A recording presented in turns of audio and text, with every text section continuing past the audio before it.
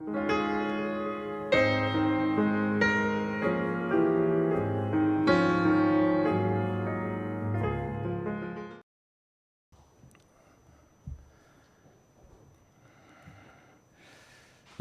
일어나셔서 오늘 본문 말씀 이사야 5장 20절 말씀, 이사야 5장 20절 말씀 같이 한 목소리로 받습니다. 시작.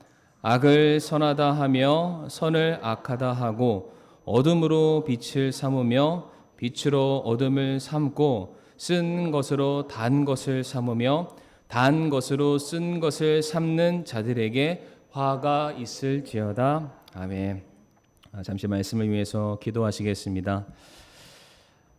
사랑과 은혜가 많으신 하나님 아버지, 이 시간 부족한 종이 정말 두렵고 떨리는 마음으로 이 단 위에 섰습니다.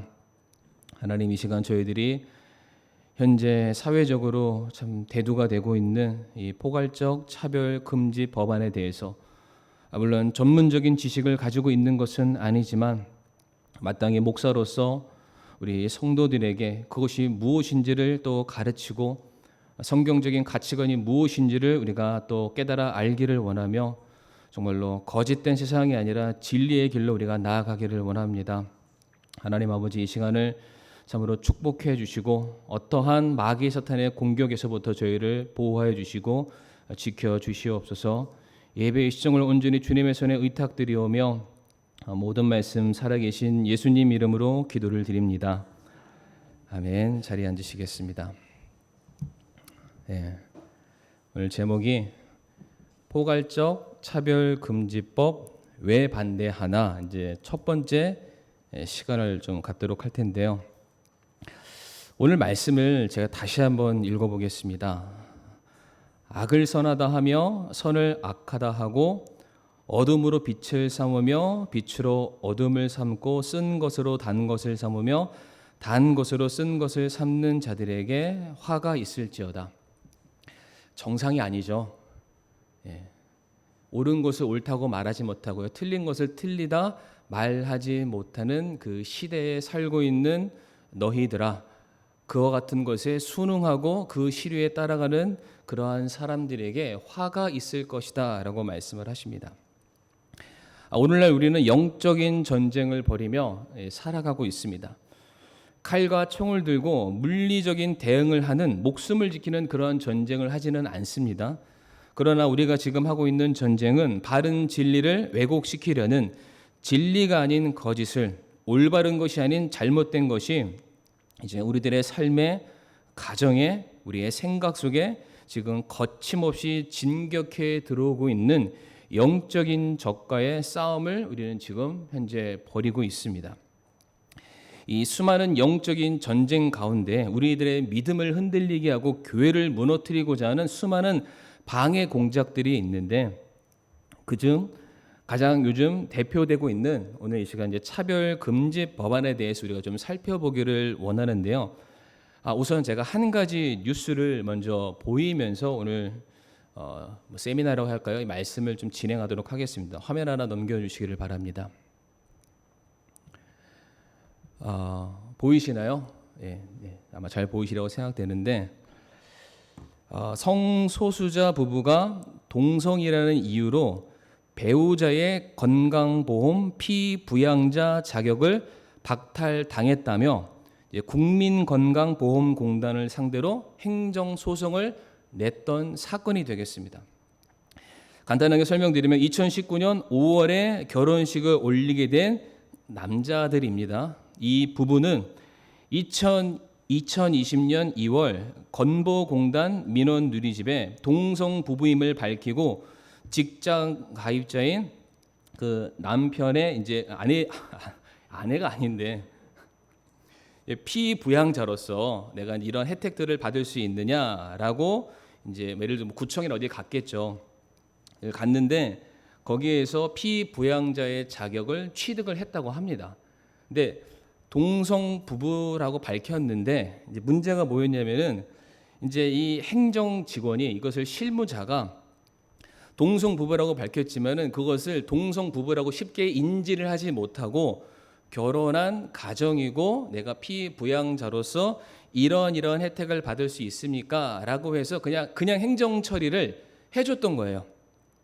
그런데 이 사람들이 이것으로 행정 처리가 딱 돼서 그러면은 우리가 법적으로 인정받은 게 아닌가라고 해서 이거를 이제 주변에 알리기 시작했습니다. 그랬더니 이것을 알게 되었던 건강보험관리공단이라든지 여기에서 우리가 잘못됐다. 이게 문제가 있으니까 이것을 우리가 승인해 줬던 것을 취하하겠다라고 취소시키게 됩니다. 그래서 이 두 부부가 이것에 대해서 이제 참지 못하고 이제 소송을 걸게 됩니다. 그게 2020년도 이제 상반기 뉴스가 되는데 1심에서는 대법원이 혼인은 남녀 간의 결합이라고 말하면서 원고의 패소로 판결이 났습니다. 이 사람들이 법적으로 이제 진 겁니다. 근데 여기에서 굴하지 않고 항소를 하게 돼요. 그래서 2심에서는 어떠한 결과가 나왔냐면은 1심의 판단을 뒤집고 원고의 승소로 판결이 나게 됩니다. 다음 사진 보여주시기 바랍니다.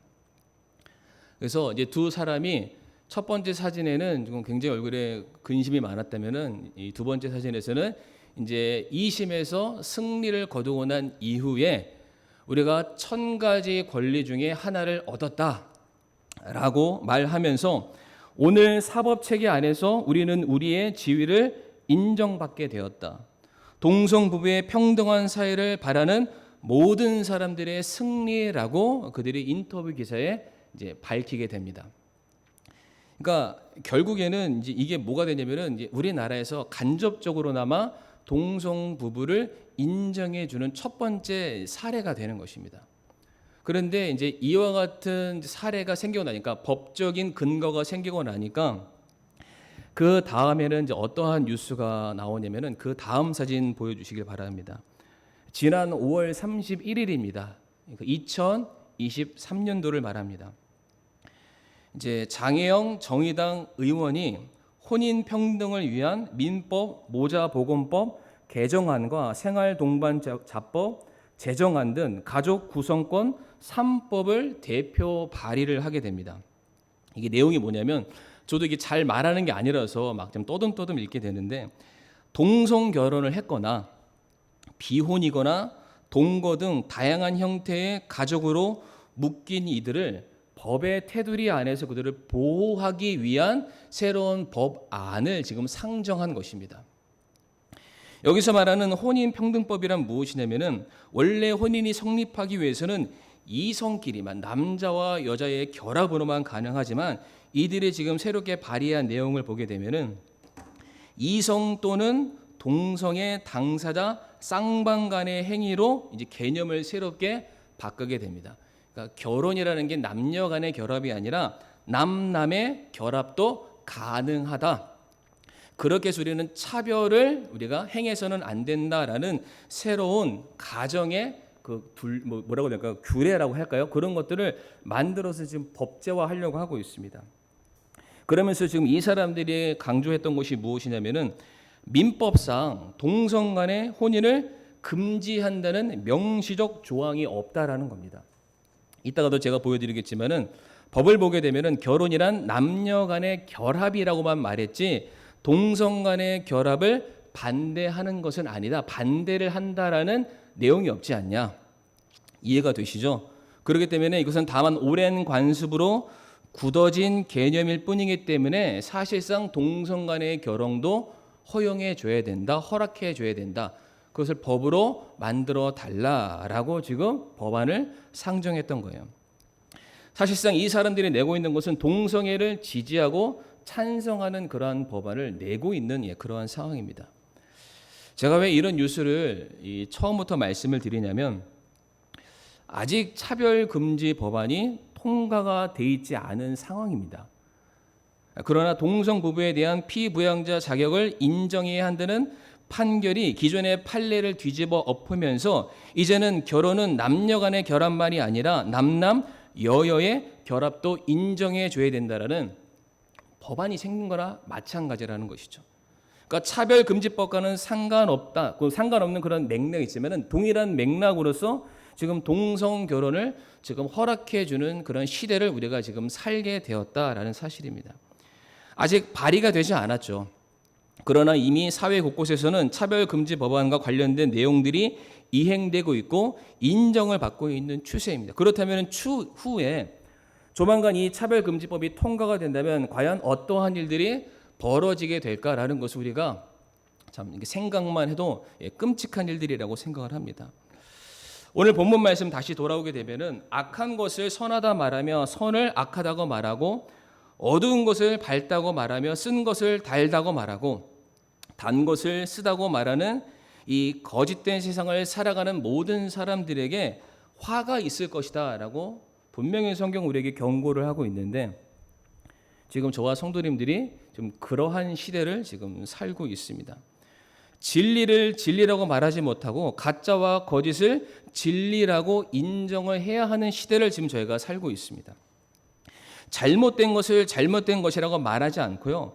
오히려 이제 그것을 옳은 것이라고 배워야 하는, 그것을 인정하고 학습하고 그 모습대로 살아가야 하는 시대를 저와 성도님들이 이제 맞이하게 된 것입니다. 그래서 이 차별금지법안이 만들어지게 된 배경을 한번 살펴보게 되면 이제 사진 하나 넘겨주셔서요. 차별금지법안이 만들어지게 된 내용들을 보게 되면 이 법안을 상정한 국회의원들의 이제 이름들을 우리가 볼 수가 있는데요. 그 다음 장 한번 보여주시길 바랍니다. 잘 보이시는지 모르겠지만은요, 이 사람들이 제안했던 이유는 다른 것이 아닙니다.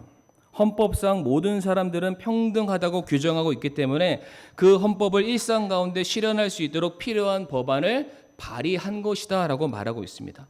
모두가 평등하게 이 사회를 살아가야 하는데 누군가 차별을 받는 사람들이 생기게 된다면 그 사람들을 기본권으로부터 보장해 주기 위해서 우리는 차별금지법을 발의하게 된 것이다라고 말을 하고 있습니다. 그러니까 이 땅에 사는 사람들이 어떠한 모양이 되었든지 간에 차별을 받아서는 안 되겠죠. 그런데 성도님들, 이 차별금지법이라는 것이 애초부터 없었던 것이냐, 없었기 때문에 새로 만들었던 것이냐? 그렇지는 않습니다. 다음 사진을 보여주시게 되면은 이미 대한민국에 존재하고 있는 개별적 차별금지법이 이와 같이 존재를 하고 있습니다. 예를 들어서 어떠한 특수한 계층이나 상황이나 신분에 따른 차별이 일어나지 않도록 구체적인 지목을 만들어 온 법안이 이미 19가지나 존재하고 있습니다. 그것을 커다란 카테고리 안에서 개별적 차별금지법이라는 것이 이미 존재를 합니다. 지금 이미 시행되고 있는 개별적 차별금지법에 혹여나 부족한 것이 있다라면 거기에다가 추가적인 것을 포함하면 됩니다.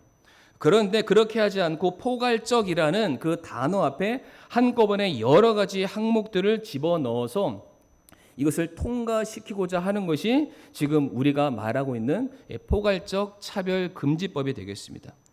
이 포괄적 차별금지법 안에는 보게 되면 몇 가지 사안들이 일반 시민 사회에서는 받아들일 수 없는 그런 내용들이 담겨져 있습니다. 그런데 그것을 포괄적이라는 두리뭉실한 개념 안에 묶어서 이 법안을 지금 통과시키려 한다는데 문제가 있다라는 것이죠. 기본적으로 차별을 받는 것은 성도님들 좋은 것은 아닙니다. 차별 자체는 금해야 되지만은 왜 우리가 포괄적 차별금지법에 대해서 반대하는 목소리를 높이는 이유가 무엇이냐? 포괄적 차별금지법은 차별을 금지한다는 명목으로 보편적 다수의 국민의 자유권과 기본권을 제약할 수 있는 가능성이 너무나도 높다고 말하고 있습니다. 이것은 안창호 전 대법원장의 말이기도 합니다. 소수의 사람들, 힘이 없는 약자들의 인권을 보호한다는 명목 하에서 지금 이 법안을 통과시키려고 한다고 하는데 과연 이 안에는 어떠한 것들이 포함되어 있는지 우리가 객관적으로 좀 살펴보기를 원하는데 제가 이제부터 보여드리는 것은 앞에서 보여드렸던 포괄적 차별 금지 법안에 대해서 그들이 올렸던 그 법률안 전문을 그대로 발췌해서 가져온 것입니다. 우리 성도님들이 원하신다면 얼마든지 인터넷 서치하면 그것을 그대로 다운받아서 정확하게 다 읽어보실 수가 있습니다. 한번 사진을 하나 좀 넘겨주시고요. 평등에 관한 법률안, 이 내용인데 이것을 조금 보기 쉬우시라고 제가 이것을 카피해서 따로 이렇게 화면으로 만들어 놓게 됐습니다. 이 법안을 좀 읽어드리게 되면 이 법은 모든 영역에 있어서 차별을 금지하고 차별로 인한 피해를 효과적으로 구제하며 차별을 예방하고 실질적 평등을 구현함으로써 인간의 존엄과 평등을 실현할 목적을 가지고 있다라고 말을 하고 있습니다. 그러면서 이제 차별 금지가 사유되는 적용 분야를 네 가지로 말하고 있는데, 하나는 고용이고요, 하나는 재화 용역이고, 또 하나는 교육이고, 또 다른 것은 행정 서비스. 다시 말해서 사람들이 어떤 참정권이나 재판을 받는 모든 일들에 대해서 우리 인간으로서 이 사회의 일원이 되기 위한 네 가지 큰 분야 안에서 이것을 좀 나누고 있는데, 그 안에서 지금 23가지에 해당되는 차별금지 사유를 말하고 있습니다. 이 주요 내용 나에 보게 되면 뭐라고 되어 있나요? 모든 영역에 있어서 정당한 이유 없이 성별, 장애, 병력, 나이, 출신 국가, 출신 민족, 인종, 피부색, 출신 지역, 용모, 유전 정보 등 신체 조건, 혼인 여부, 임신 또는 출산, 가족 형태 및 가족 상황, 종교, 사상 또는 정치적 의견, 전과, 성적 지향, 성별 정체성, 학력, 고용 형태, 사회적 신분 등을 말하고 있습니다. 굉장히 많은 부분에 있어서 이미 앞에서도 개별적 차별금지법을 통해서 19가지나 혹여나 차별받는 사람들이 있다면은 나라에서 법이라는 테두리 안에서 그들을 지키고 있는데, 지금 차별금지, 포괄적 차별금지법 안에서는 23가지를 이 안에 지금 포함시켜서 단 한 가지로서 이것을 통과시키려 하고 있다는 사실이죠. 자, 그런데 이 사람들이 말하고 있는 차별금지 사유에 제일 처음에 등장하는 것이 성별이라는 게 나옵니다. 성별. 근데 이 성별 자체가 뭐가 문제인가? 이 같은 법 안에서, 이 법안 안에서 성별이 무엇인지를 말해 주는 정의가 있습니다. 다음 장 한번 넘겨 주시길 바랍니다. 같은 법안에서 제3조 용어를 정의를 해 주는데 뭐라고 되어 있나요? 이 법에서 사용하는 용어의 정의는 다음과 같다. 첫 번째, 성별이란 여성, 남성, 그 외에 분류하기 어려운 성을 말한다라고 되어 있습니다. 그러니까 남성도 있고 여성도 있는데 그 외에 우리가 분류할 수 없는 또 다른 성이 존재한다라고 포괄적 차별금지법 안에 그들이 그렇게 지금 정의를 내리고 있습니다. 한 장 더 넘겨주시길 바랍니다. 창세기 1장 27절 말씀 보게 되면 이처럼 하나님께서 자신의 형상으로 사람을 창조하시되 하나님의 형상으로 그를 창조하시고 그들을 남성과 여성으로 창조하시니라라고 되어 있습니다. 그러니까 하나님께서는 이 땅에 하나님의 형상을 닮은 남자와 여자만 만드셨다라고 천명하고 계십니다. 아울러서 이와 같은 하나님의 말씀을 기준하여서 헌법 제36조 1항과 2항을 보게 되면 혼인과 가족 생활은 개인의 존엄과 양성의 평등, 남자와 여자의 평등을 기초로 성립되고 유지되어야 하며 국가는 이를 보장한다라고 되어 있습니다. 헌법에서 말하는 혼인이죠. 가정생활은 뭐라고 말하고 있냐면은 남녀의 평등이 서로 기초로 성립되어서 유지되는 기관이 가족이라고 말을 하고 있습니다.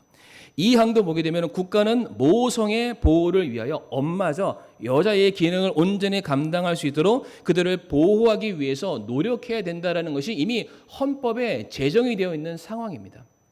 그런데 이거를 완벽하게 지금 뒤집어 엎으려는 것이 포괄적 차별 금지 법안에 들어있는 내용들이다라고 말씀을 드릴 수가 있습니다. 그러니까 헌법 자체에서는 남자 여자로만 규정을 하고 있습니다. 그런데 이 포괄적 차별 금지 법안과 플러스 이제 최근에 나와 있는 성별에 대한 개념을 어디에서 정의를 내리기 시작하냐면은 국가인권위원회에서 이것을 정의를 내리기 시작합니다. 사진 하나 넘겨주시길 바랍니다. 사진 하나 넘겨주시면 최근에 국가인권위원회에서 성별에 대한 그들의 입장을 새롭게 발표한 어떤 내용들, 행정 어떤 문서라고 볼 수가 있는데요.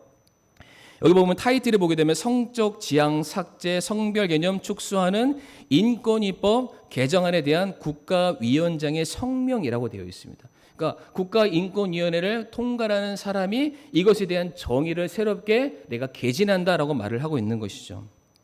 다음 장 보시게 되면은 그 내용들이 나와 있는데요. 제가 한번 읽어보겠습니다. 노란색 글씨만 보시면 됩니다. 성별 역시 그 개념이 점차 확장되고 있습니다. 정신적, 사회적 요소들 역시 사람의 성을 결정하는 요소 중에 하나라고 말하고 있습니다. 그러니까 생물학적인 요소를 통해서 남자 혹은 여자로 태어난 것만 우리가 성별로 규정할 수 있는 것이 아니라 정신적, 내가 생각하는 내 성별이 나의 또 다른 성별로서 규정할 수 있다는 것이죠. 아울러서 사회적인 요소를 통해서 그 사람의 성을 결정할 수 있다라고 말하는 것이 국가인권위원회 최고 권위자의 하는 말이라는 것이죠. 그러면서 그 밑에 보면 뭐라고 되어 있나요? 모든 개인에는 다양한 성적 지향과 성별 정체성을 가진 성소수자도 당연히 포함되어야 된다. 모든 사람들이 남자와 여자만이 아니라 다양한 성별들을 얼마든지 주장할 수 있고 그 성별로서 이 사회에서 살아갈 수 있는 그들의 인권을 보장해 줘야 된다. 이것이 인권위원회 대표가 했던 말이고 그 입장이 되겠습니다. 성도님들, 지금 우리가 알고 있는 기존의 성별의 개념이 바뀌어져 가고 있습니다. 이미 헌법에는 규정되어 있지만 그 규정된 헌법을 새롭게 바꿔서 전혀 다른 새로운 성이 이 땅에 존재하도록, 그 성이 존재한다는 것은 이제 기존의 남녀 간의 결혼인 혼인과 결혼이 깨어지는 것이요, 그 결혼이 깨어진다는 것은 가정이 깨어지는 것이고요, 가정이 깨어지면은 이 사회가 무너질 수밖에 없습니다. 그런데 이와 같은 법안이, 우리는 아직 차별금지 법안이 통과가 되지 않았으니까 이런 일들은 없겠지라고 생각하지만은 이미 사회 전반 그 밑에서 지금 야금야금 이러한 법들이 지금 새롭게 개정되고 있다는 사실이죠. 다음 사진 한번 보여주시길 바랍니다. 자, 그래서 이 인권위원회에서 이 성별을 새롭게 규정을 했는데 그 새롭게 규정된 그 성별에 대해서 각종 인권단체에서 이것에 대한 각종 성별에 대한 성적 지향에 대한 자료들을 유포하고 새롭게 가르치고 있습니다. 이 사진을 보게 되면 우리가 믿는 바는 아까 창세기 1장 27절의 말씀처럼 성별이라는 것은 남성과 여성만 존재한다라고 저희는 그렇게 믿습니다. 그런데 여기에서는 전혀 또 다른 차원의 성이 존재합니다. 성 정체성이라는 또 다른 성이 나타나고 있고요. 또 다른 성적 지향성이라는 또 다른 성이 등장을 하고 있습니다. 다시 말해서 내가 태어난 것은 남자로 태어났지만 내가 생각하는 나의 성이 여성이라면 그 사람이 얼마든지 여성이 될 수 있다는 거죠. 내가 남자인데 내 스스로를 남자로 생각하는 사람은 맨 위에 보시게 되면은 시스젠더라고 생물학적인 것과 정신적인 것이 통일된 사람을 말합니다. 그런데 나는 비록 남자 혹은 여자이지만 내가 생각하는 성은 정반대의 성이다. 이것을 뭐라고 말하냐면은 이것을 요즘 우리가 소위 말하는 트랜스젠더라고 말을 하는 거예요. 성도님들 아시는 트랜스젠더는 예를 들어서 수술을 하거나 여성의 복장을 취하거나 그거에 준한 어떠한 것들을 했을 때 보여졌을 때의 여성이다 혹은 남성이다 이렇게 보이는 사람들만이 트랜스젠더라고 말할 수 있을 것 같지만 실질적으로 이것은 어떻게 쓰이냐면은 내가 생각하는 대로 내 성을 결정할 수 있을 때 트랜스젠더라고 말합니다. 실제로 미국에서는 남자가 나는 여자라고 말함과 동시에 그 사람의 성을 존중해 줘야 된다는 법안이 이미 있습니다. 그러니까 지금 이게 엄청난 일들이 지금 벌어지고 있다는 것이죠. 그래서 여기도 보게 되면은 남성과 여성만이 존재하는 것이 아니라 간성이죠. 남자도 아니고 여자도 아닌 새로운 성 염색체를 가지고 있는 그러한 존재도 반드시 우리 사회에 있어야 되고 트랜스젠더 같은 사람이 있어야 되고 남자 여자만을 사랑하는 이성애자가 아니라 양성애자이죠. 남자가 남자를 좋아할 수 있고 남자가 여자를 좋아할 수 있고 아니 남자가 남자만 좋아하는 동성애자, 누군가도 사랑하지 않는 무성애자, 한 사람이 그냥 다수의 사람들을 사랑할 수 있는 범성애자가 존재할 수 있다. 그렇게 지금 가르치고 있습니다. 다음 사진 보여주시길 바랍니다. 다음 사진 보게 되면은 아마 조그맣게 나와서 잘 안 보이시겠지만은 앞에서 말씀드렸던 것만이 아니라 젠더에 대한 굉장히 세분화된 목록을 사람들이 만들었 것을 그렇게 가르치고 있습니다. 여기 내용 중에 참 재밌는 게 뭐냐면 젠더죠. 내 성 정체성 중에 어떠한 게 있냐면 나는 남성성도 가지고 있고 여성성도 동시에 가지고 있다. 한 사람이지만 한 사람의 몸 안에 남성과 여성이 혼합되어 있다. 예전에 혹시 만화 아수라 백작 아시나요? 정확하게 얼굴에 딱 금이 그어져서 하나는 남자고 여자인 이게 안드로진이라는 성 정체성이라고 합니다. 그리고 나는 남성도 아니고 여성도 아닌 제3의 성이다라고 말하는 뉴트로이스라는 그런 성 정체성도 있고요. 나는 남성성도 가지고 있고 여성성도 가지고 있다. 합쳐진 게 아니라 나는 둘 다 완벽하게 가지고 있다. 이것을 바이젠더라고 말하기도 합니다. 더 심각한 것은 트라이젠더라는 사람이 있는데 이게 뭐냐면은 상황과 심리 상태에 따라서 내 성이 변한다라고 말하는 사람들도 있습니다. 아울러서 젠더라는 규범하에 나는 따르지 않겠다. 나는 젠더라고 말하지 않겠다라고 말하는 젠더도 있습니다. 성 정체, 그러니까 말 장난인 것 같죠. 그러니까 성도님들, 남성과 여성이 아니라 내가 생각하고 내가 지향하는 대로의 새로운 성의 개념이 등장하니까 그 사람들이 바라는 또 다른 성적 지향이 나올 수밖에 없습니다. 그러니까 남자는 여자를 사랑해야 되잖아요. 여자는 남자를 사랑해야 되는데 또 다른 성들이 나오니까 이 사랑의 모습, 서로 간의 매력을 느끼는 모습들이 너무나도 또 다양하게 등장을 하고 있는데 다음 사진 보여주시길 바랍니다. 여기 보게 되면은 이 성지향성에 관련된 굉장히 세분화된 목록들을 살펴볼 수가 있습니다. 뭐 다 말할 수도 없죠. 남자가 여자만을 좋아하는 게 일반적인 것이 아니라 남자가 남자를 좋아할 수 있고 여자가 여자를 좋아할 수 있고 둘 다 좋아할 수 있고 반대로 누구도 좋아하지 않을 수 있는 여러 가지 성적 지향성이 다 설명드리지 않겠습니다. 20여 가지가 훌쩍 넘어서는 성적 지향들이 존재를 합니다. 원하시면은 검색하면은 얼마든지 우리 성도님들 컴퓨터에서 더 크게 보실 수도 있습니다. 이성애자만이 아니라 동성애자, 양성애자, 무성애자, 성별에 구애받지 않는 범성애자, 그리고 여기에서는 말씀을 드릴 수 없는 정말로 그 음욕이 가득한 그 성도착증에 가까운 성적 지향성도 담겨져 있습니다. 그러니까 이러한 것들을 아까 말했던 성별, 남자와 여자가 아닌 분류할 수 없는 또 다른 성별이 존재한다는 것 이 안에 이 모든 내용들이 국가인권위원회의 보장을 통해서 그 안에 지금 다 들어가 있는 그런 상황이다라고 할 수가 있습니다. 문명의 성경은 남자와 여자가 한 몸이 되어 가정을 이루고 자녀를 낳는 것 이외의 모든 행위는 죄라고 규정을 하고 있습니다. 그러나 이 세상은 수많은 성별과 성지향성을 주장하고 있고 그것을 지금 법제화하려고 하고 있습니다. 이것을 일반적인 개념으로 지금 만들려고 한다는 데 문제가 있죠. 저와 성도님들이 알고 있는 기본 상식적인 것, 그것은 상식이 아니라 원래 진리였는데 그 진리들을 이제 완전히 잘못된 것으로 만들어가고 있다라는 것이죠.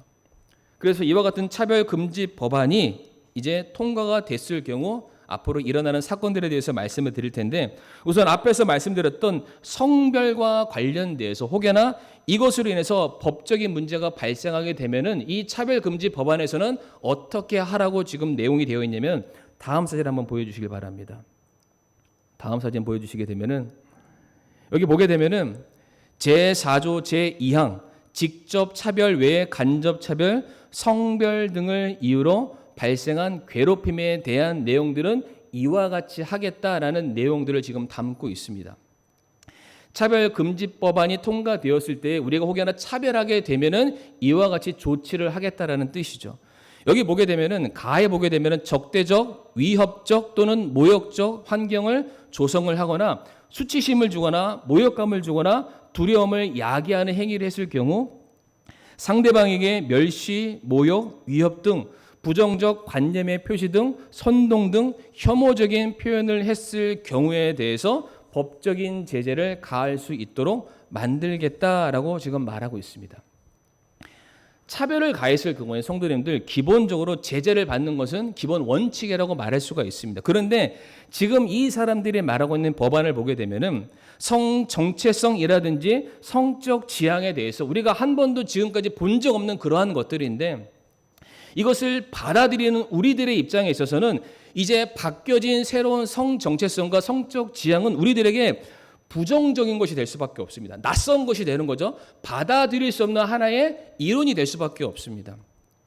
지금껏 없었던 이 사회적인 통념을 받아들이는 우리들에게 있어서 특별히 성경적인 가치와 위배가 되기 때문에 이것을 받아들이는 우리는 불편함을 호소하고 그것이 잘못되었는데 말할 수밖에 없고 내가 알고 믿고 확신하는 바는 이와 같다라고 우리가 말할 수밖에 없습니다.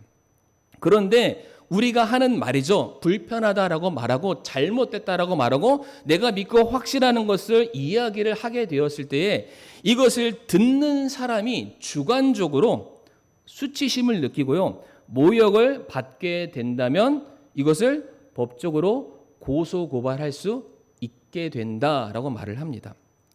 다시 말해서 제 개인의 생각이라 할지라도 제가 무엇인가를 얘기했을 때 그것이 혹여나 다수의 모임이나 특정 시설 안에서 다른 사람들에게 전달되기 시작했을 때, 그러니까 지금 제가 이렇게 설교하는 거나 마찬가지예요. 이것을 누군가 봤을 때 이것은 사람들을 선동하는 것이다라고 인식하고 이 말들을 불특정 다수의 혹은 소수의 사람들이 이 말을 듣고 기분이 상했다면은 얼마든지 저를 고소고발할 수 있게 된다라는 것입니다. 이게 너무나도 주관적인 성향이 강해진 그러한 법안이다라고 할 수 있죠. 차라리 물리적인 피해를 끼친 거라면은 제가 누군가를 때리고 훔치고 상해를 입혔다면은 눈에 보여지는 것이기 때문에 피해의 범위가 측정이 가능합니다. 그것을 가지고 뭐 며칠을 살아라, 얼마를 지불해라 할 수가 있습니다. 근데 이 법안을 보게 되면은 지극히 감정적이고 개인적인 생각과 마음에 대한 피해를 우리가 어떻게 변호하고 어떻게 반박할 수 있을까? 내가 상처받았으면 그만이라는 겁니다. 하지 말라라는 것이죠. 더욱이 모욕적인 환경을 조성하거나 선동하는 행위, 그러니까 앞으로는 제가 이러한 설교를 차별금지 법안이 통과가 되면은 이런 설교는 더 이상 못하는 설교가 됩니다.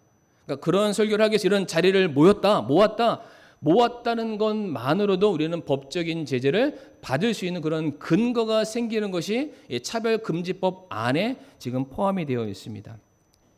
그러면 어떠한 처벌을 받게 되나 다음 사진을 넘겨주시게 되면은 이 법에서 정한 차별의 피해자는 국가인권위원회 법에 따른 구제를 받을 수 있으며 차별로 인정된 사건 중에서 피진정인이 정당한 사유 없이 국가위원회의 결정을 이행하지 않고 그 사안이 중대한 경우 국가인권위원회가 소송을 지원할 수 있다라고 말하고 있고요. 법안이 임시조치 및 적극적 차별 시정 조치를 명령할 수 있도록 한다라고 말하고 있으며 발생한 어떠한 사건에 대해서 손해가 났을 경우에는 손해액의 3배에서 5배의 징벌적 손해배상액을 청구할 수 있도록 하겠다라고 말을 합니다. 그러니까 누군가가 차별을 했다라는 말을 하게 되면은 이것이 이제 국가인권위원회에서 소송을 지원해 주는 겁니다. 그리고 못하도록 시정 조치를 내리게 되는 거죠. 물론 제가 이 강단에서 차별을 반대합니다. 동성애는 잘못됐습니다라고 말을 한다고 해서 그 즉시 형사 처벌을 받는 것은 아닙니다. 그런데 국가인권위원회에서 이제 소송이 들어왔을 경우에는 시정 조치를 해야 돼요. 이것을 내가 잘못했다고 말하거나 사과하거나 모임을 중단하거나 이런 일들을 해야만 합니다. 그런데 그런 일을 하지 않았을 경우 손해액을 배상하지 않았을 경우에는 그 다음 수순이 형사 처벌이 가능해지는 것이죠. 문제가 뭐냐면은 내가 누군가에게 차별금지법, 그러니까 예를 들어서 동성애는 잘못된 것이다, 가정은 남녀 간의 결합만이 가능하다라고 얘기했을 때 누군가 상처받는 사람이 생길 거 아니에요. 그럼 그 사람이 나를 고소했는데 내가 나중에 법정에 가서 공방할 때는 이 사람은 없습니다. 내가 누구랑 싸우는 거냐면은 국가인권위원회랑 싸워야 됩니다. 여기 보시는 것처럼 국가인권위원회가 그 법안을 가지고 가서 대신해서 그것을 항소해 준다라고 되어 있습니다. 더군다나 성도님들 혹시 입증 책임의 전환이라고 들어보셨는지는 모르겠지만 일반적으로는 어떠한 일이 발생하게 되었을 경우 피해를 본 사람이 내가 이런 피해를 받습니다라고 고소 고발을 하게 됩니다. 근데 이 차별금지법에 관련돼서는 입증 책임의 전환이라고 피해를 받은 사람이 피해 본 것을 법원에다 고소하는 것이 아니라 피해를 준 사람이 내가 어떻게 피해를 줬다라고 법원에 자기가 말을 해야 되는 것이죠. 그러니까 정반대 일들이 생겨난다는 것입니다. 예를 들게 되면은 제가 어떤 의도나 목적을 가지고 이야기를 한 것이 아님에도 불구하고 만약에 상대방이 불쾌함을 느끼게 되었다면은 고소 고발이 가능합니다. 그러니까 제가 옆에 있는 사람이 얘기한 게 아니에요. 그냥 제가 제 아들한테 얘기한 거, 제가 성도님들한테 얘기한 거예요. 근데 이게 유튜브를 통해서 혹은 건너 있는 어떤 사람이 그냥 주워 듣게 된 거예요. 근데 마침 그 사람이 동성애자인 거예요. 그 사람이 내가 그 말을 들음으로 말미암아 수치심과 모욕과 불쾌함을 받았고 그것 때문에 내가 아무런 일도 하지 못했으니까 내가 손해배상을 청구한다라고 했을 때 제가 그것을 갚아줘야 된다라는 거예요. 그러면서 나는 한 적이 없는데 라고 했지만 내가 그것을 스스로 하지 않았음을 법원에 가서 그 증거물을 가지고 가야 되고요. 내가 이 사람을 향해서 공격적으로 하지 않았던 것임을 제 스스로가 입증해야만 그 벌금을 부과하지 않을 수 있는 것이 입증 책임의 전환이라고 합니다. 그런 법이 생기는 거예요. 그리고 이 일들에 대해서 법원이 임시 조치 및 적극적 차별 시정 조치를 내릴 수 있게 된다고 합니다. 우리가 얼마 전까지만 해도 코로나 때문에 법원이나 관할 부서에서 예배를 중단 조치하는 시행 명령이 내려진 적이 있었죠. 그러니까 똑같은 것이 법원을 통해서 관할 부서나 구청을 통해서 우리 교회에 내려질 수 있는 상황이 얼마든지 발생할 수 있다라는 것입니다. 그리고 우리와 같은 차별금지법을 위반했을 경우에는 3천만 원 이하의 이행 강제금이 부과된다고 합니다. 근데 이 이행 강제금은 계속해서 부과될 수 있대요. 그러니까 제가 만약에 아예 작정을 하고 이 강단에서 매주마다 차별금지법은 잘못됐다, 동성애는 나쁘다 계속 얘기를 하잖아요. 할 때마다 누가 고소 고발하면은 3천만 원 이하의 벌금을 계속해서 내야만 하는 상황입니다. 뿐만 아니라 제가 그렇게 말을 해서 누군가 손해를 봤을 때 그 사람이 손해 본 것에 3배에서 5배에 해당되는 손해배상액을 계속해서 청구를 해줘야 되는 그런 상황이 생기죠. 그러니까 실질적으로 이제는 앞으로 사회적인 이슈로 신학적인 접근으로 역사적인 정의로 도덕적 의학적인 차원에서 동성애에 대해서 이 강단에서 말을 할 수 없는 시대가 오게 될 것이다 라는 것이 이 차별금지법이 통과되었을 때에 발생되는 일인 것이죠.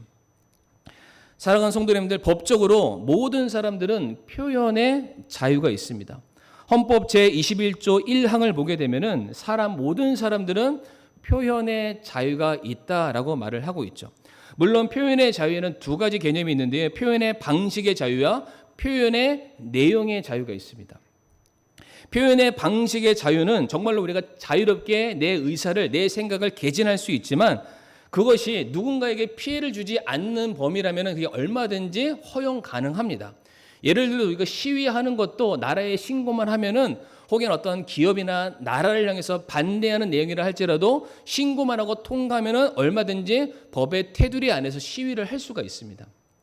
그런데 그 내용 자체가 국가의 공익을 해치는 것이 아니라면 얼마든지 할 수 있다라는 것이죠. 그런데 지금 차별금지법원은 무엇을 말하냐면 그 표현의 내용에 있어서 사람의 개인의 소신이나 신념이나 생각이나 사상 등에 대해서 그 시도조차 못하게 지금 만들고 있는 거죠. 그런 생각조차 표현할 수 없다.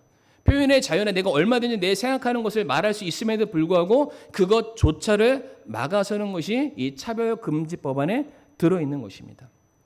단지 관점의 차이일 뿐이고 견해의 차이일 뿐이지만은 이것을 법적으로 제재하는 것, 이것이 차별금지법 안에 포함되어 있는 그러한 내용이죠. 그렇기 때문에 제가 앞으로 이 법안이 통과되면은 동성애가 잘못되었지만은 잘못된 것을 제 자식들에게도 말하지 못합니다.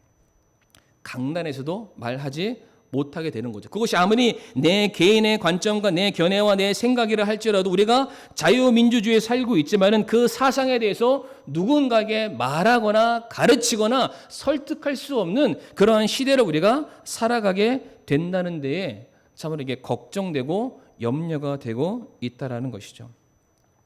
그리고 이미 제가 이렇게 염려된다라고 말씀드리지만 이미 대한민국 안에서는 이 동성애와 관련된 것들을 이게 매스컴이나 언론을 통해서 이게 보도하지 못하도록 이미 지금 통제를 받고 있는 그러한 상황입니다. 화면 하나 넘겨주시면은 이 질병관리청 홈페이지에 들어가면은 이제 에이즈에 관련돼서 어떻게 내용들을 다루고 있느냐 이제 보게 되는데, 이 밑에 하단부에 보게 되면은 HIV죠. 우리 에이즈 감염을 말하는 건데, 이 감염 경로에 대해서 뭐라고 되어 있냐면은 에이즈가 어떻게 걸리느냐, 성접촉으로 걸린다, 감염된 혈액을 수용했을 때 걸린다, 오래된 주사기에 공동 사용했을 때 걸린다, 혹은 수직 감염이죠. 감염된 여성이 임신했을 경우, 출산했을 경우, 모유 수유를 했을 경우에 에이즈에 걸린다라고 말을 하고 있습니다. 근데 제가 왜 이것을 보여드리냐면, 이미 이게 수치상 이미 통계 자료가 나와 있는데, 에이즈는 동성애로 말미암아 대다수가 걸린다라는 것이 이미 통계 자료에 나와 있습니다. 그래서 다음 사진 보여주시게 되면은 미국 질병관리본부에서는 아예 대놓고 이거를 표기하고 있습니다. 내용이 영어로 되어 있는데 그냥 간단하게 설명드리면은, 에이즈에 걸리는 것은 동성애로 말미암은 것이 81%가 넘는다. 동성 간의 성관계를 통해서 생기는 것이 에이즈다라고 이렇게 이미 천명을 하고 있습니다.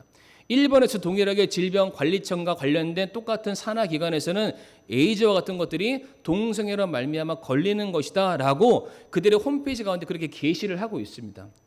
근데 대한민국에 있는 질병관리청에서는 그렇게 말하지 않고 그냥 성적인 접촉을 통해서만이 이것이 감염된다라고 동성애 부분을 확 하고 지금 생략해 놓은 그런 상황이죠.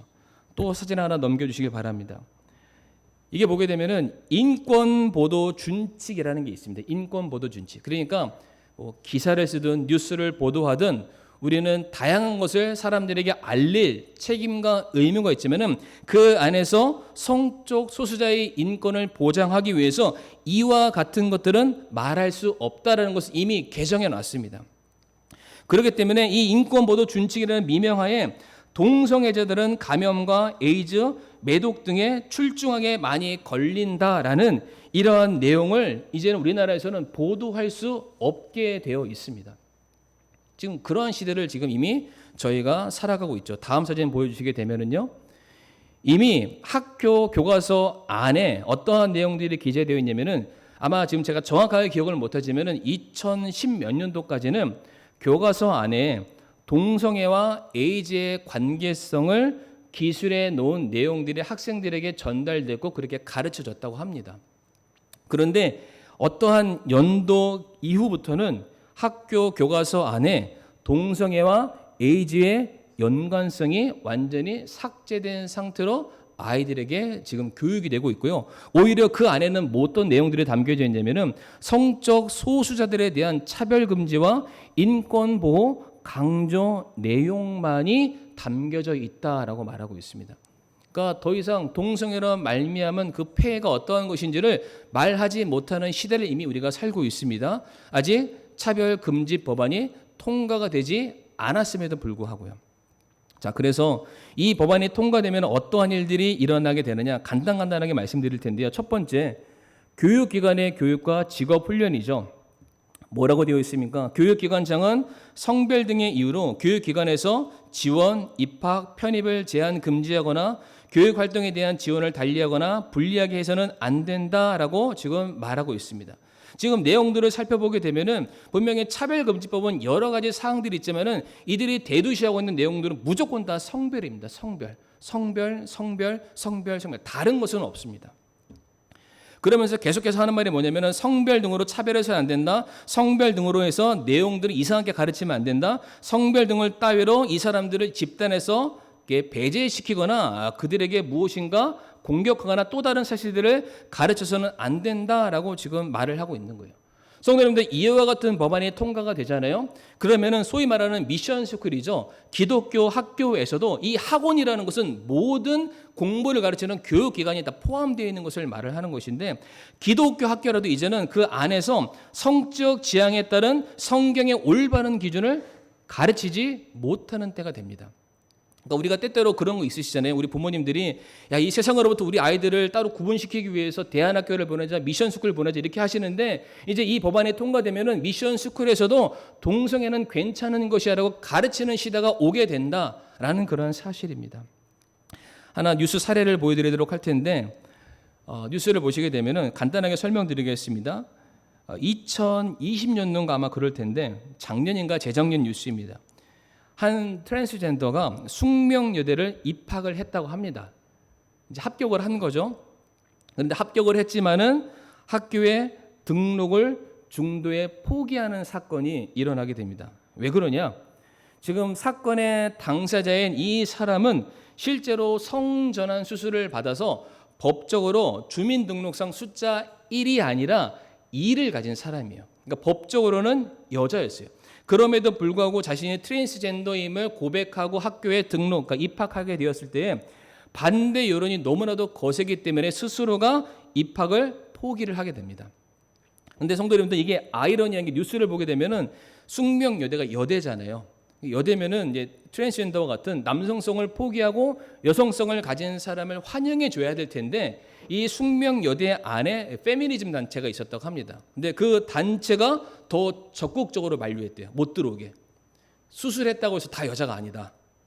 진짜 출생 자체가 여자에만 우리는 여자로 받아준다고 하면서 같은 여대 안에서도 이 사람이 학교에 입학하고 등록하는 것을 반대했다고 합니다. 이것 때문에 꽤나 많은 뉴스들이 나왔고요. 법적 해석들이 계속해서 공방되고 있는데 만약 차별금지법이 통과가 되면은 더 이상 이와 같은 일들이 사회적인 이슈가 되지 않게 될 것이죠. 그 다음 사진 보여주시게 되면은 지난번에도 한번 보여드렸는데요. 이미 대학교 안에 성중립 화장실이 지금 도입이 되고 있습니다. 성공회대라는 기독교 대학에서도 이것을 가지고 있고요. 또 서울대 카이스트에서 이미 성중립 화장실을 설치할 계획을 가지고 있습니다. 남자가 있고 여자가 있고 중간에 간성이 있죠. 소위 말하는 성별을 분리할 때에 우리가 따로 분리할 수 없는 제3의 성도 모두가 다 같이 사용할 수 있는 화장실이다라는 거예요. 그런데 지금 미국이나 영국 같은 경우는 이미 이 화장실이 몇 년 전부터 존재했다고 합니다. 그런데 문제는 무엇이냐면은 우리나라보다 먼저 이 성중립 화장실을 도입한 그 나라에 피해 사례가 속출했다고 합니다. 거기에서 성폭행 사건이라든지 어떠한 정말로 어떠한 우리가 말할 수 없는 그런 악한 일들이 벌어지자 국회에서 뒤늦게 이 성중립 화장실 사용을 금하는 법안을 새롭게 만들고 있는 추세라고 하죠. 그런데 우리나라는 뒤늦게 이것을 지금 모든 대학교 안에 새롭게 설치하고 있는 그런 시대를 우리가 살아가고 있습니다.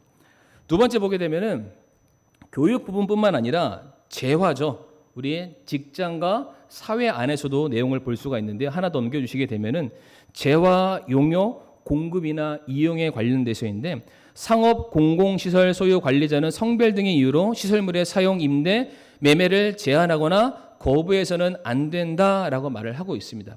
다음 사진 보여주시길 바랍니다.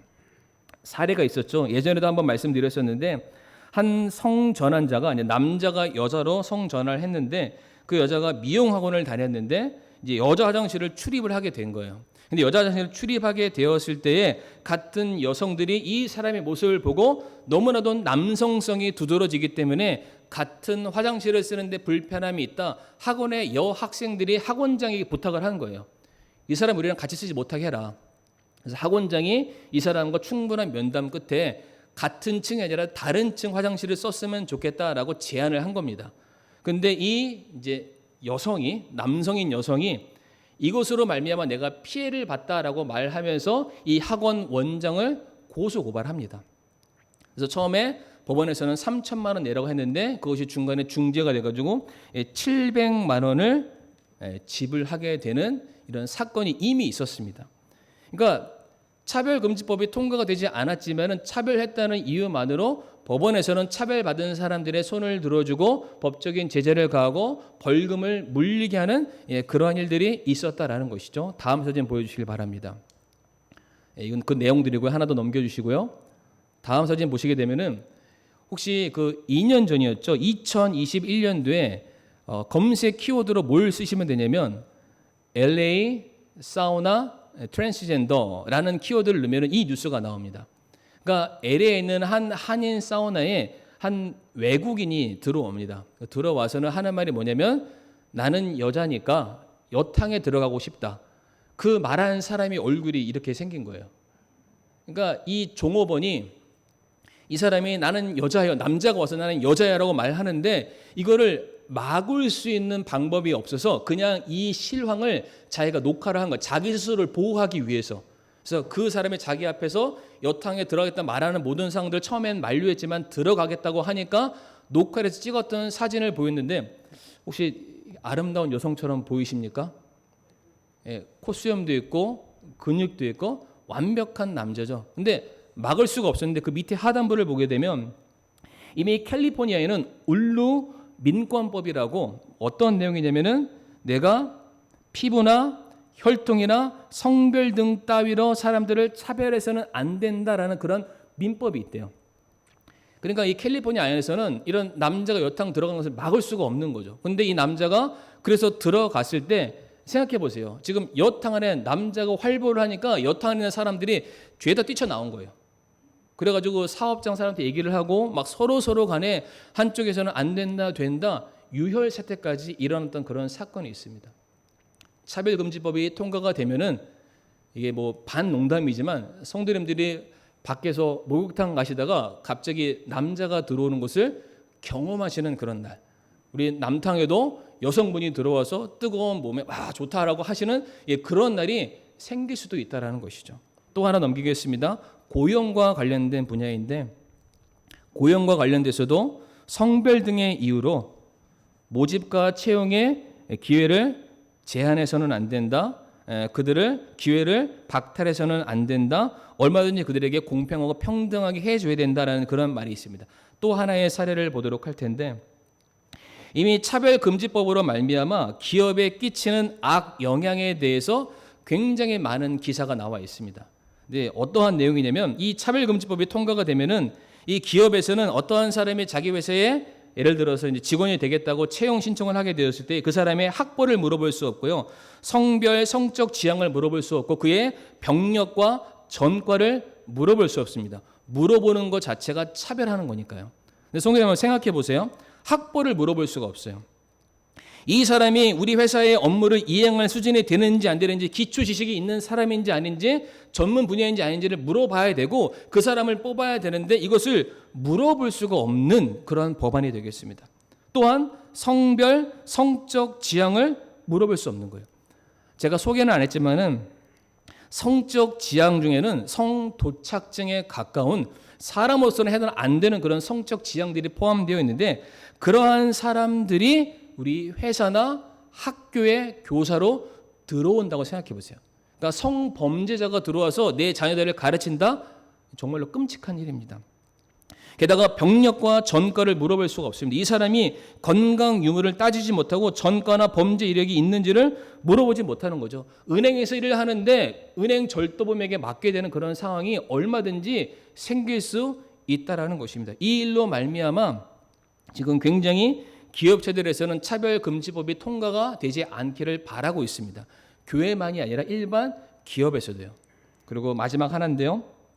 이게 종교 안에서도 이 차별금지법으로 인해서 채용에 문제가 생깁니다. 이게 간단하게 굉장히 많은 기사를 그대로 제가 스크랩해 왔는데 이게 뭐냐면 2006년에 영국의 성공회에 존 렌이라는 청소년 사역자가 있었다고 합니다.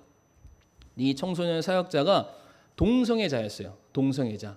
그래서 그 동성애 때문에 문제가 있어서 자기가 원래 사역하고 있었던 곳에서 나오고 새로운 성공의 교회에서 새로운 청소년 사역자를 뽑는다고 하길래 거기에 채용 신청을 한 거예요.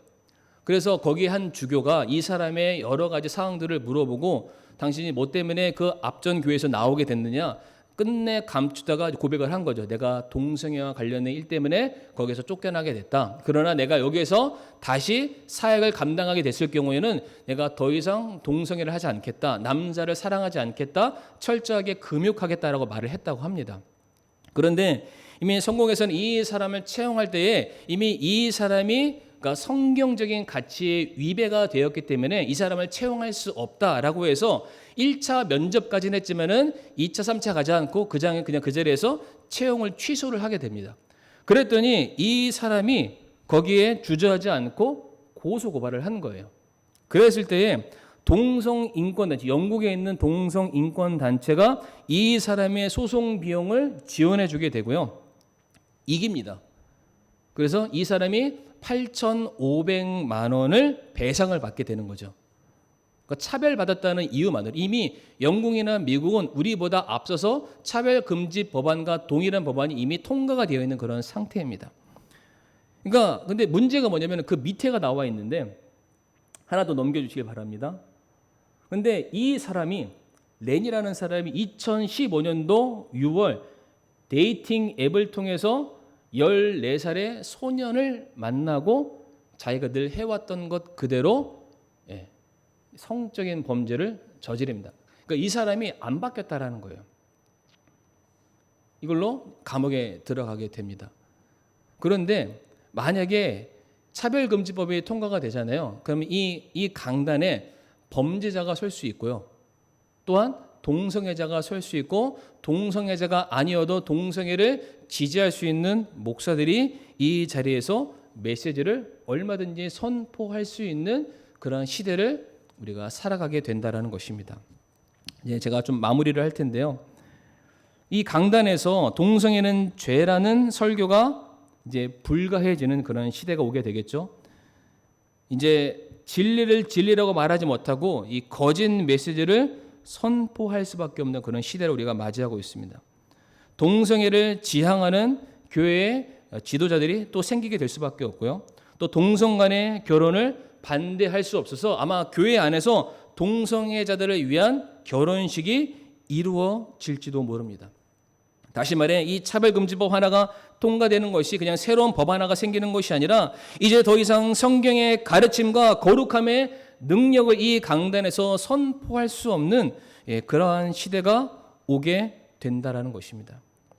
이미 이 차별금지법과 유사하거나 동등한 법안이 통과되었던 수많은 나라에서는 동성애를 반대한다는 이유만으로 이미 그들은 고소고발 법적인 제재를 받고 있습니다. 사진 하나 보여주시겠습니까? 핀란드의 전 장관이 성경적인 성소신 발언을 하게 됩니다. 동성애는 없다. 제3의 성은 없다.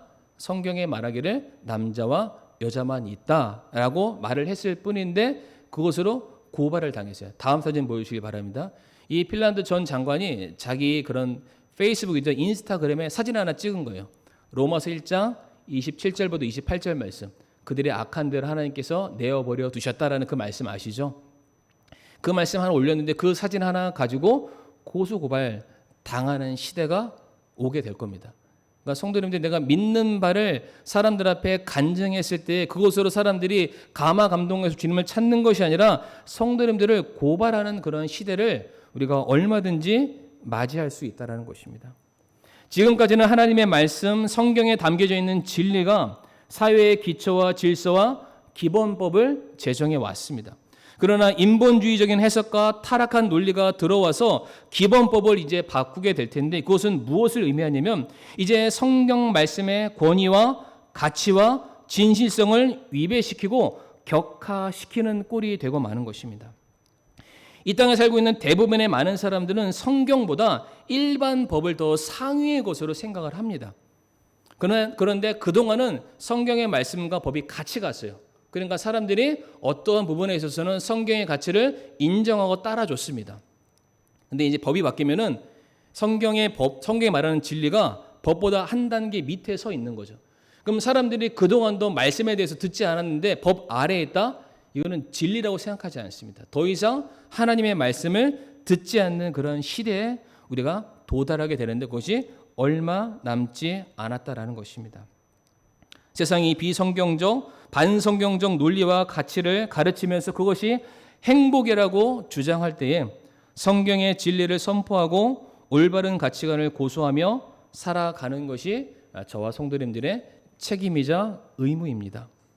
오늘은 이제 다 말씀 안 드렸고요. 이제 다음 시간에 좀 어렵고 힘들고 좀 그러셨겠지만은 저희가 다음 시간까지 이제 이 대중문화 안에 얼마나 많은 악한 영향들이 끼치고 있는지 그리고 우리가 교회가 어떠한 자세를 취해야 되는지 우리가 계속해서 다음 시간까지 좀 살펴보도록 하겠습니다.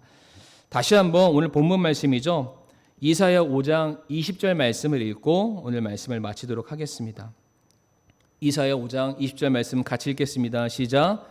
악을 선하다 하며 선을 악하다 하고 어둠으로 빛을 삼으며 빛으로 어둠을 삼고 쓴 것으로 단 것을 삼으며 단 것으로 쓴 것을 삼는 자들에게 화가 있을지어다. 아멘. 네, 다 같이 머리 숙여 기도하시겠습니다. 우리 사랑하는 성도님들, 이 포괄적 차별 금지법만이 문제가 아니라 우리는 이 시대에 하나님의 진리를 배격하고 있는 이 죄악으로 관영한 시대를 저희들이 살아가고 있습니다. 이와 같은 시대에 우리가 거룩히 구별되기 위해서 이 세상이 어떻게 돌아가는지 알아야 되고요. 이와 같은 세상 가운데 끝까지 진리의 횃불을 고수하는 성도들이 되어야만 할 것입니다. 참 하나님께서 우리 교회를 사랑해 주시고 우리 가정을 긍휼히 여겨 주셔서 참 우리 가정 안에 하나님의 진리가 주님 오시는 그날까지 끝까지 진리로 선포될 수 있게 해달라고 이 시간 우리가 잠깐 머리 숙여서 같이 기도하기를 원합니다.